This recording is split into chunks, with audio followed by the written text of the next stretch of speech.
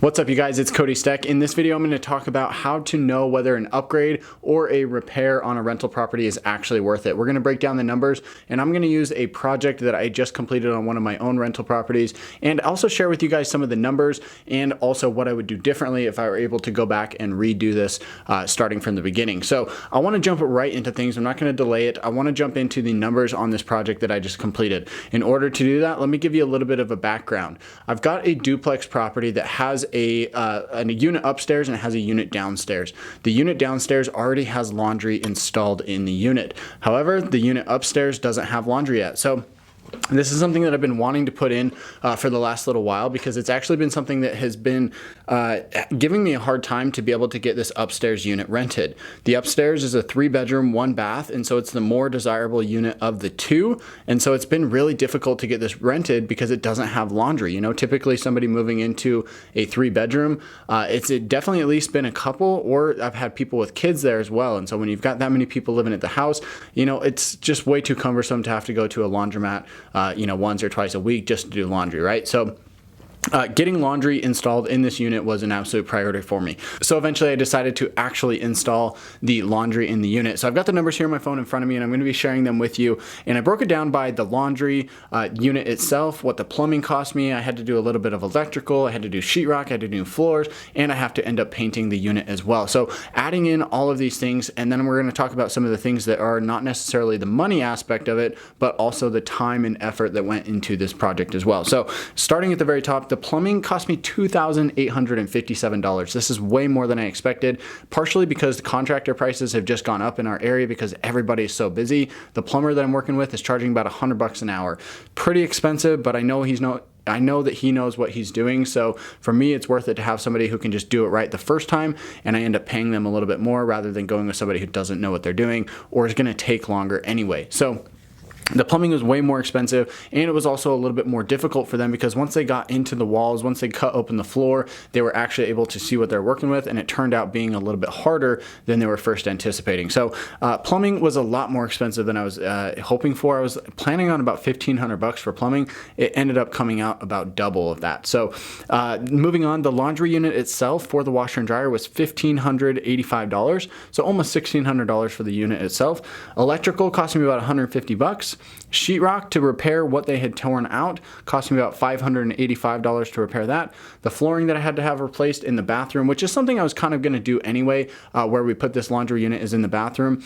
That was something that it was fine. It didn't need to be done. It makes it look a little bit nicer, so that's good. It'll help me get increased rent in the future, but it wasn't something that needed to be done until I actually did this project. So replacing that flooring came out to $526, and this brings my total to $5,700 just to put in a washer and dryer in this unit. So what actual return or benefit did I get from that, right?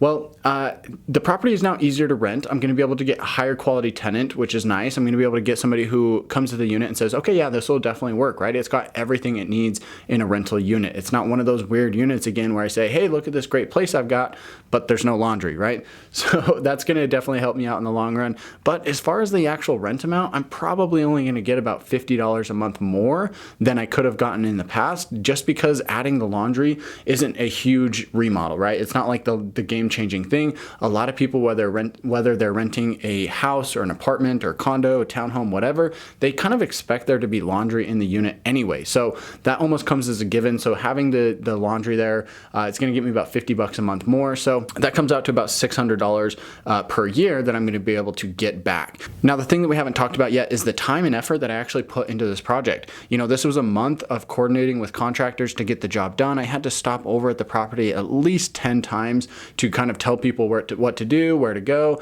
how to fix problems. Oh, let's do this, let's do that, whatever it was. So that was a lot of time and effort that I had to put into that as well. I value my time at a very high amount. And so, adding into that cost, that was at least another, $1,000 to $2,000 of my time that I had to dedicate to this project. Also, it caused me quite a bit of stress. It was one of those things that was kind of crappy to deal with. Wasn't something that I loved doing. So, working on this project, it was a little bit stressful trying to get everything done so we could get that next tenant moved in. So We're bringing in $600 a year in additional rent, and we probably added about $3,000 to $5,000 worth of value to the house by doing these upgrades, making this change. But I think that really only applies if I sell the property to another investor. I'm not planning on selling this property, but if I ever did, an investor would see that and say, great, I've got, laundry in both units. This is going to work perfect. The appraiser isn't probably going to care, so it's not really going to add value to the market value unless I sell it to that investor that we talked about. So, I'm getting a little bit there, but the thing that I want to talk about is the payback. And this is how you actually determine if making a repair or an upgrade to your property is actually worth it. So what is the payback on this? Well, I spent $5,703 on the project, and I'm going to get about $600 per year back. This gives me a payback time of almost 10 years. This is a cash on cash return of about 10.5%. In the grand scheme of things, for a safe investment, that's not too bad. But for me, that is way too slow. I want to get my money back in 5 years at most. Ideally, I want to get it back in 3 to 4 years. So if I put money into a project, if I put, let's say, $10,000 in, I need to get paid that $10,000 within 3 to 5 years at most, which means I need to bring in, at least another $150, probably $200 per year, per month, in order to have that repair actually make sense, or that upgrade. So 10.5% cash on cash return or a 9.5 year payback is just too slow for me. So something that I would advise you on is in real estate, you should be aiming for at least a 18% cash on cash return if you can, or 20% or even higher if possible. So this is one of those projects that was a little bit more expensive than it should have been. I was anticipating about $3,000 to $4,000 for the entire project. Unfortunately, it came out at $5,700, which is just one of the things that happens, right? They had to run a gas line because the electrical panel was full and they couldn't add in electricity for the dryer. So just these things that came up time after time. And guys, I just want to kind of share this experience with you so that you can determine whether repairs or upgrades